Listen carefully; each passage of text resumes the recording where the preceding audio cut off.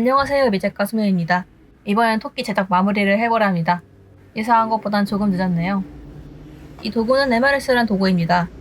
작은 팁을 가지고 있어서 기물의 요철을 다듬을 때 편합니다. 먼저 몸통과 머리에 요철을 다듬어 주겠습니다. 몸통부터 다듬어 주겠습니다. 작업을 할 때는 불빛을 이용해 요철을 확인하며 다듬어 주면 편합니다. 저는 다듬으면서 묘사를 동시에 들어가는 편입니다. 제가 할 때는 이 방법이 편하더라고요. 다듬다 보면은 여러 가지 가루들이 나올 겁니다.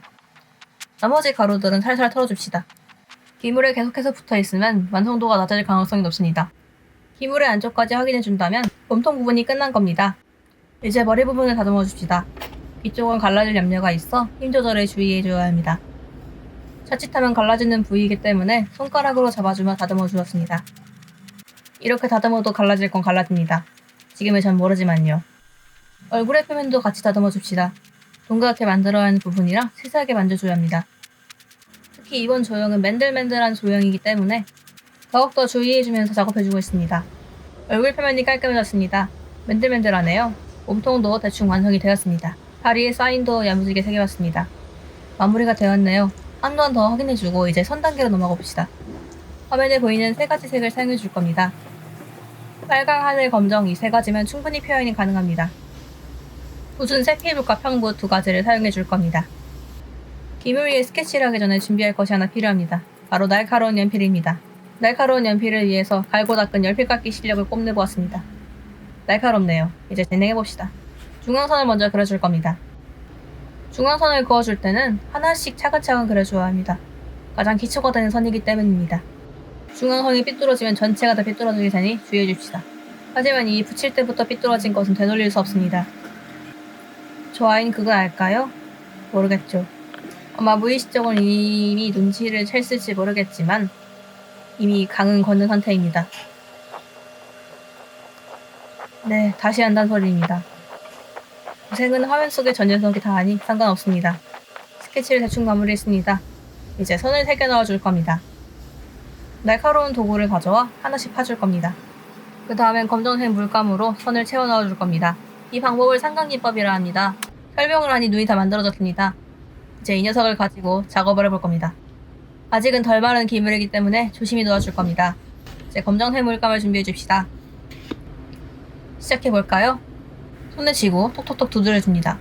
이 기법을 사용할 때는 붓의 끝을 톡톡 두드려가며 제작해야 합니다. 그렇지 않으면 중간에 빈 구멍이 생겨 매우 귀찮아질 수 있습니다. 하나씩 차근차근 해줍시다. 눈 하나를 다 칠해보니 조금 그렇네요. 눈 전체를 칠한 후 다음날에 다시 오겠습니다. 다음날입니다. 잘 말랐을지 궁금하네요. 싸놓은 비닐을 벗겨볼까요? 물감이 안 말라있을 때 금방 넘기기 잘했네요. 두드려보니 잘 말라있습니다. 이제 다음 작업을 시작해줄 겁니다. 이 도구는 소파기 칼이라는 도구입니다. 이 도구로 이제 필요없는 검정 물감은 긁어서 없애주겠습니다. 너무 강하게 긁으면 선 자체가 없어지니 주의하며 검정 물감을 제거해줍니다. 튀어나온 부분이 있으면 깔끔하지 않으니 조금이라도 튀어나온 부분이 없도록 부어가며 긁어줍시다. 더 깔끔하게 하겠다고 스펀지로 진행을 한다면 돌이킬 수 없는 지옥을 건너게 될 테니 주의해줍시다. 제가 겪었던 겁니다. 얼추 끝났네요. 정리를 한 번 더 해줄 겁니다. 마지막으로 정리가 끝나면 붓으로 한번 털어주고 머리와 몸통을 연결해 볼 겁니다. 이것은 비닐에서 갓 꺼낸 신선한 몸통입니다. 잘 맞네요. 이제 거의 끝났습니다. 열심히 만든 것만큼 예쁜 것 같습니다. 다음 단계로 넘어갈 차례입니다. 이제 초벌 준비를 해줄 겁니다. 초벌이 완료되었습니다. 이제 색칠로 시유를 진행해주고 재발까지 마치면 진정한 도자기가 완성될 겁니다. 지금 보니 복선이 깔려 있었네요. 하지만 이때 전 알지 못했습니다. 눈 채색을 마치고 왔습니다. 다른 기물과 함께 시유를 진행할 겁니다. 이제 모두 시유를 마치고 오겠습니다. 시유를 마치고 왔습니다. 금방 마쳤네요. 이제 재벌을 할 겁니다. 망했습니다. 불안불안해 보였는데 결국 금이 갔더라고요. 이럴 줄 알았지. 겉으로 보면 멀쩡해 보이지만 귀 부분이 갈라져 사용할 수 없게 됐습니다. 이 경우엔 처음부터 다시 하는 것이 좋습니다. 물론 믿고 싶지 않습니다. 점심간 영상을 찍어 먹을 때로 봤지만 좋은 방법은 한 가지밖에 없습니다. 처음부터 다시 하는 겁니다. 망한 녀석은 빠르게 치워주고 새흙을 가져왔습니다. 빠르게 마무리하고 다시 구워봅시다.